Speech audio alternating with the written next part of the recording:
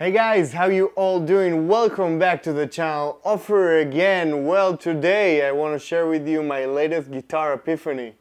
And that's getting a Les Paul. Yeah, that's right, me, the superstrat guy, got a nice, good old Gibson Les Paul standard. I'm going to tell you all about it, but first, let's hear some sounds, shall we?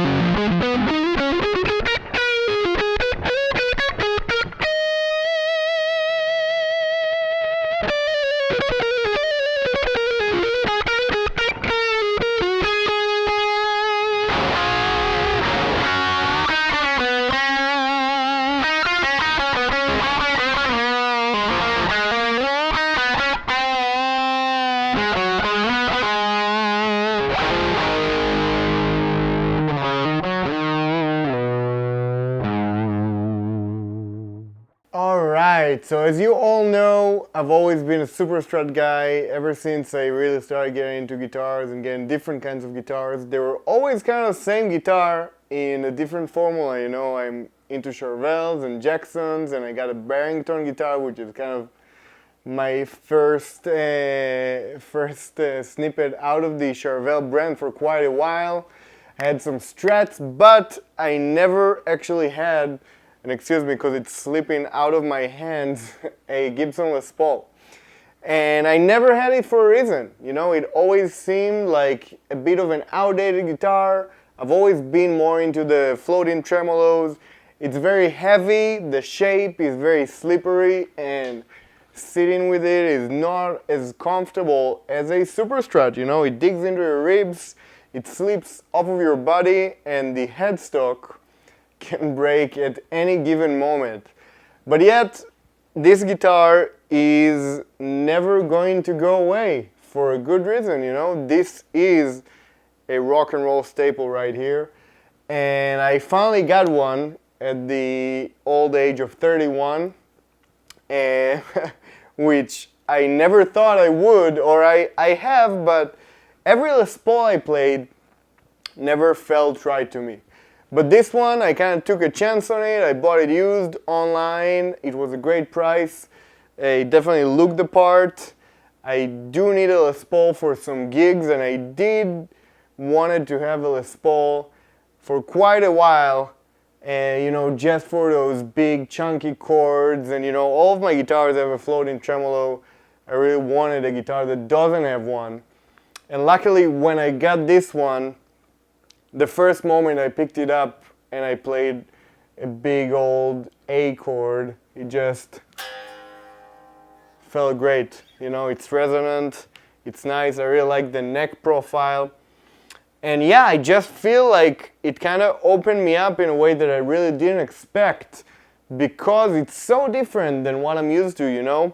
The shape, the sound, the way it reacts to your playing. I feel like a Les Paul just reacts differently than a Strat or a Superstrat or, you know, any other type of guitar. And I don't think it has to do just with the shorter scale, because I did have a shorter scale Superstrats.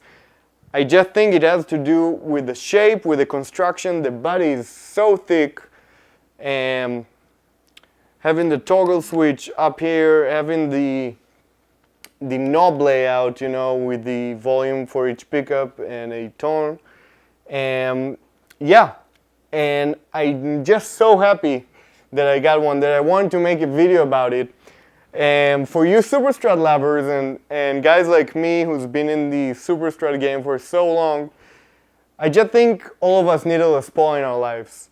And I'm not saying that I'm going to be a Les Paul player from now on. Definitely not. You know, I still feel like the whammy bar is a big part of my expression on the instrument. And I do feel a little naked on a Les Paul, but I think that's kind of the beauty in it, you know? I feel like as players who you know, we're so into what we know and what we're comfortable with, that it's just so great to have something so different. And talking about this specific one and why I like it so much, first of all, it's a 2003 Les Paul, and I feel like the construction, it's flawless. You know, obviously it's been used and it's on a new guitar, so it has some dings and stuff, but it's flawless in the sense that I can see that it came out of the factory with the highest attention to the smallest details.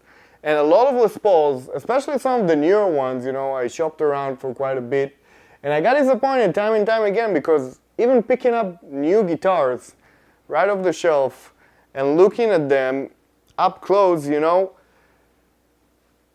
I really don't care about buying a used guitar and, you know, having dings and stuff, but when you look at a brand new instrument and you see that they didn't really spend the time they should have spent on quality control and attention to detail, it's disappointing, especially on guitars like these that, you know, easily can cost $25, $3K, and $2,500, $3,000, you know. To me, I really appreciate nice craftsmanship, and kind of the reason I've been driven away from Gibsons for so long is because, you know, all the horror stories and necks breaking and the recent years have been all about the company, you know, forgetting about their quality control and perfecting their instruments as they used to, and everyone keeps talking about the 90s and the early 2000s. And I gotta tell you, this guitar is a quality instrument. The attention to detail, and I'll provide some close-ups right here, right now. The fret nibs, the frets on this particular one are in a meticulous shape, you know, and I could see that they've never been leveled or crowned, which is very important to me. I love, you know, good frets that are in a good shape. Look at the fretboard, at the attention to details with the fretboard nibs again. It's so beautiful, and I've seen Les Pauls where you can see some tool marks and stuff like this. This one definitely doesn't have it. Also looking at the connection of the neck to the body, it just looks amazing, you know, and I can totally put it on par with my quality Charvels and Jackson guitars. This is just a quality instrument. On top of it, we have two PAF pickups, Alnico 5s. I think they're called the Burstbuckers or something like that. Really nice pickups. They sound great. They're very dynamic, and they have a lot of like nice overtones.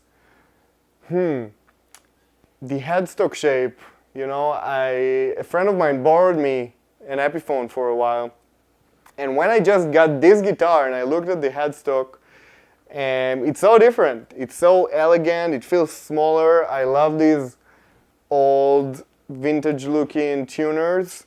I love the logo too. It's just, you know, it's aged really nicely.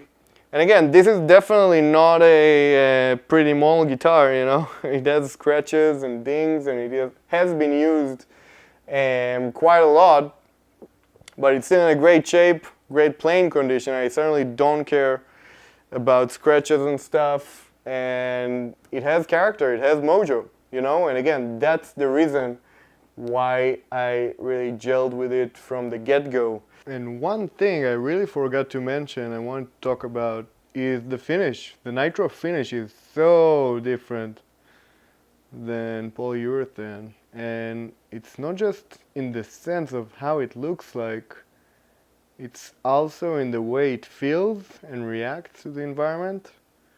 I feel like it feels like stickier to the touch, but also it feels like every little nuance of your touch on the instrument is kind of getting engraved into it, which is very cool and interesting, and again, different than what we know.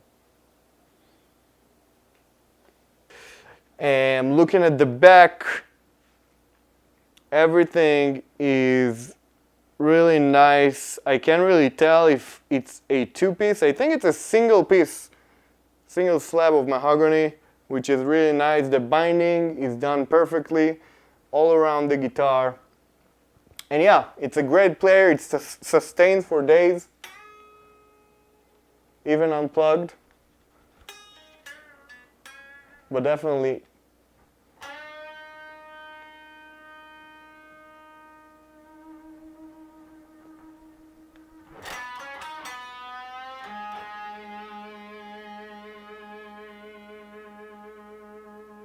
it just won't stop. Beautiful. And again, I think the greatest strength of those instruments is just, beating those big rock chords. And there's a reason this is an industry standard for so long. So today I just wanted to share with you this new guitar I got and kind of how it influenced me. I also already wrote some tunes with this guitar, and it's a very inspirational guitar.